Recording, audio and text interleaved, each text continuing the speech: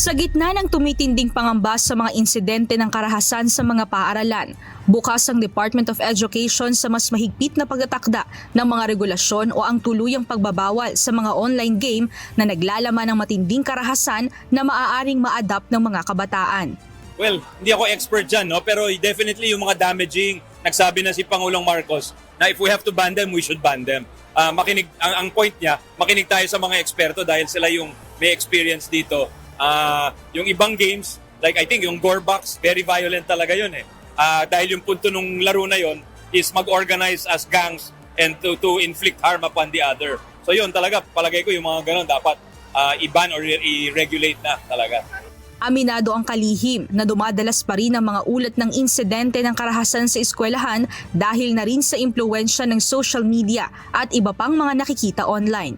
Sabi nga ng eksperto, dala rin ng exposure sa mga damaging social media sites at mga yung mga masasamang impluwensya, tsaka yung mga groomers, yung mga terrorist groups online actively recruiting na.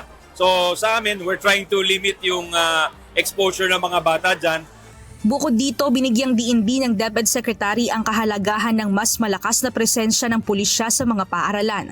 Dahil na rin aniya sa dumaraming gang na madalas ring pinagmumulan ng gulo sa labas ng mga eskwelahan. Siyempre yung statement ni PNP Chief Nartates na they will increase police visibility sa eskwelahan.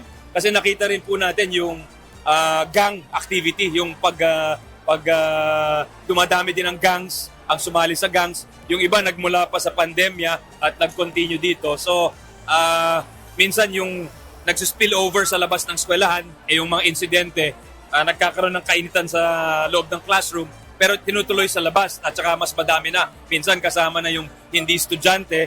So, yun, very important na yung police visibility kasi pag nakikita na yung police, hindi na sila nag-assemble. Kaugnay nito, inihayag din ng kalihim na kasama sa mga hakbang ang tuloy-tuloy na pagpapalakas pa ng seguridad sa mga paaralan.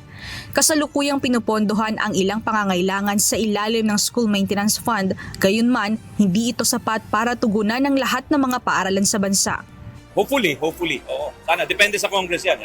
No, we will propose. We're proposing funds for security guards. We're also proposing funds for metal detectors. So, parang kung ideally, mga 8 billion yan to cover all the schools. Bukod dito, hinihintay na lamang anila ang pagpapalabas ng NOSCA o Notice of Organization, Staffing and Compensation Action mula sa Department of Budget and Management. Ito ay upang tuluyan na mapunan ang mga bakanting posisyon ng nasa 10,000 Guidance Counselor Associates para mapalakas ang psychological at emotional support sa mga mag-aaral.